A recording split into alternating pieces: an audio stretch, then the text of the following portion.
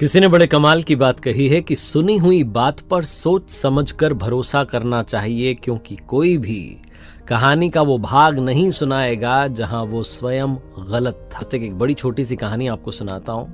ये कहानी एक चोर की, जिसके पिताजी भी चोर थे, और जब वो अपनी अंतिम श्वास गिन रहे थे तो अपने बेटे से बोले कि बेटा, मैंने उम्र भर चोरी की और तुम भी इसी काम में लग गए हो, लेकिन एक बात ध्यान रखना, कभी भी किसी मंदिर में, धार्मिक जगह पर, आश्रम में मत जाना। गलती से भी तुम्हारे कदम वहां ना पड़े, वरना ये चोरी का धंधा भूल जाना।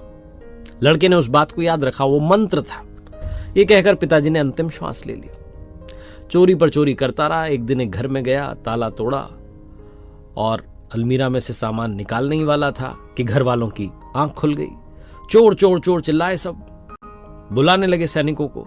ये चोर भागने लगा, सैनिक आ गए, इसका पीछा कर रहे थे। दौड़ते भागते एक आश्रम में चला गया। पिताजी ने सिखाया था कि किसी भी धार्मिक जगह पर, मंदिर में, आश्रम में नहीं जाना। अब चला गया तो वहां अंदर सत्संग हो रहा था। इसने सोचा कि दोनों कान बंद कर लेता हूं, कोई आवाज ना आने पाए, लेकिन क्या करें, जिस काम से आप मना करने को कहते हैं अपनी इंद्रियों को, वो काम सबसे पहले होता है। तो कान में फिर भी बात पड़ती रही, आवाज जाती रही। और ये कह रहे थे वहां सत्संग में जो महात्मा जी थे कि देवी देवताओं की परछाई नहीं होती। ये बात इसने सुन ली और इसके बाद ये वहां से, आश्रम से छुप करके भागने की कोशिश कर रहा था। तभी इसे सैनिकों ने पकड़ लिया। राजा के सामने इस चोर को लाया गया। इसके पिताजी एक बात और इसे सिखाते थे कि कभी भी चोरी स्वीकार नहीं है। ये नहीं कहना कि मैंने चोरी की, कितनी मार पड़े मानो ही मत कि मैंने चोरी की। तो वहां राजा ने पूछा कड़क आवाज में कि तुमने चोरी की? उसने कहा नहीं, मैंने कोई चोरी नहीं की। सैनिकों से कहा कि जाओ, ले जाओ इसको कारागार में। वहां ले जाया गया, पूछताछ की गई, कड़ी पूछताछ। फिर भी मानने को तैयार नहीं, बार बार यही कहता रहा मैंने चोरी नहीं की। और राजा जो था, उसके पास में जब ये फीडबैक आया कि ये तो मानने को तैयार नहीं है, तो राजा अपने मंत्रियों से सलाह करने लगा। उनके राज्य में प्रथा थी कि जब तक कोई अपना अपराध ना स्वीकार ले, उसे सजा नहीं दी जा सकती। मंत्री बड़ा बुद्धिमान था, उसने कहा एक काम करते हैं, पता करते हैं ये चोर किस भगवान को मानता है। पता चल जाएगा महाराज इसने चोरी की कि नहीं किया। तो पता किया गया तो पता चला कि चोर जो था वो देवी माँ की पूजा करता था।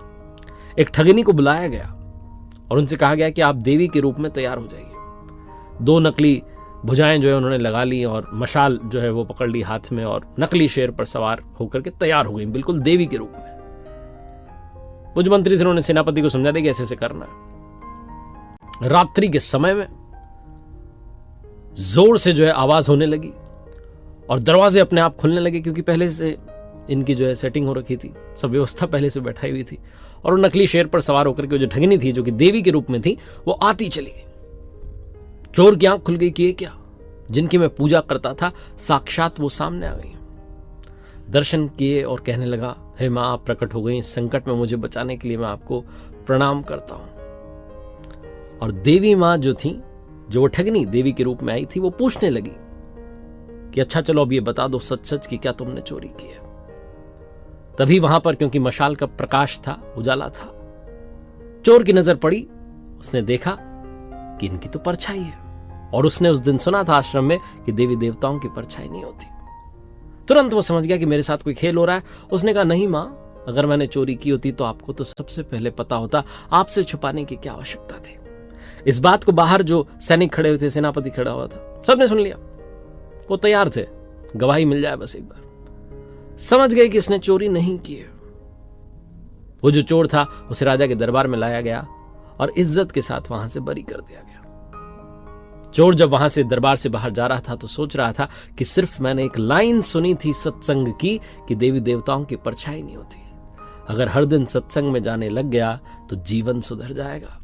उस दिन के बाद चोरी का धंधा उसने छोड़ दिया। बहुत छोटी सी कहानी, अच्छी बातें सुनते रहेंगे, सत्संग करते रहेंगे, अच्छे लोगों की संगति में रहेंगे, तो जीवन में कर्म भी अच्छे होते चले जाएंगे।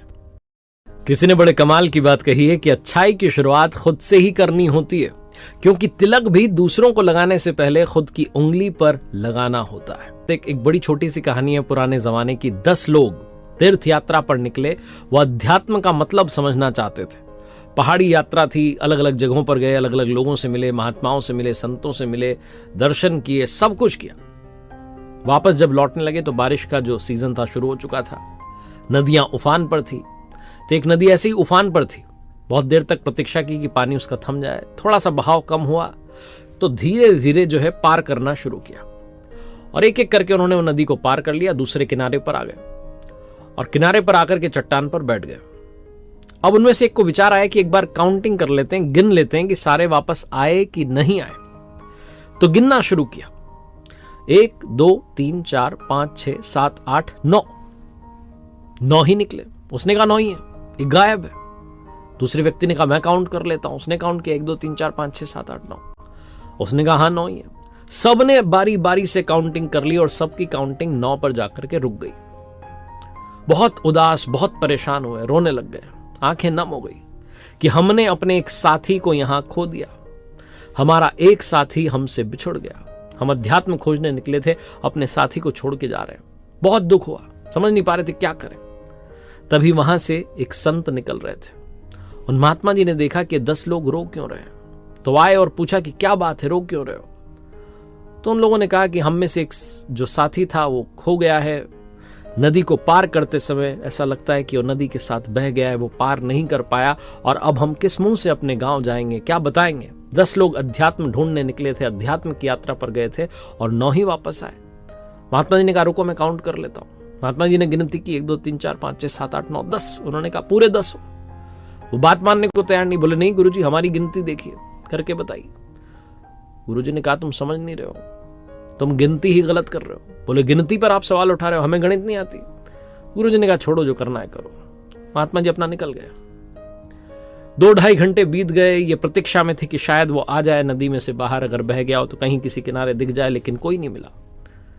फिर एक साथी गया, उसने जाकर के नदी के पानी में झांकने की कोशिश की तो उसे अपना चेहरा दिखाई दिया और वो चिल्लाया कि ये रही वो लाश गहरे पानी के अंदर। दूसरे को बुलाया, भाई मैं हटता हूं, तू देख पानी में। उसने देखा तो उसे भी चेहरा दिखाई दिया खुद का, लेकिन वो समझ नहीं पा रहा था खुद का।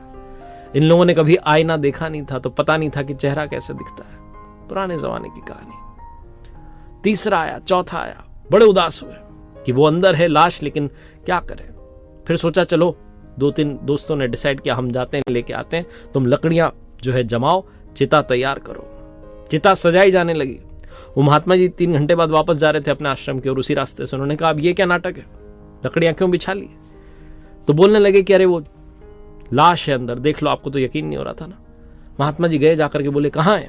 बोले देखो इधर पानी में झांको। महात्मा जी ने झांका, अपना ही चेहरा दिखाई दिया। उन्होंने कहा तुम लोग समझ ही नहीं पा रहे हो, ये तुम्हारा अपना चेहरा है, कोई लाश नहीं है, और तुम पूरे 10 हो। दोबारा से गिनो, अब की बार शुरुआत गिनती की खुद से करना। 1 2 3 4 5 6 7 8 9 10 पूरे हो गए। उन 10 लोगों ने धन्यवाद दिया और कहा महात्मा जी आपने आंखें खोल दी, हम बाहर ढूंढने चले थे।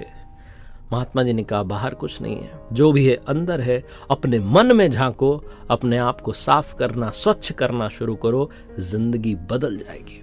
बहुत छोटी सी कहानी है जो सार यही सिखाती है कि हम बाहर ढूंढ रहे होते हैं, बाहर की दुनिया पर सवाल उठा रहे होते हैं। अपनी दुनिया बदलनी है तो अंदर दुनिया बदलना शुरू कीजिए, अपने विचारों को शुद्ध करना शुरू कीजिए, आपके कर्म अपने आप शुद्ध होना शुरू हो जाएंगे।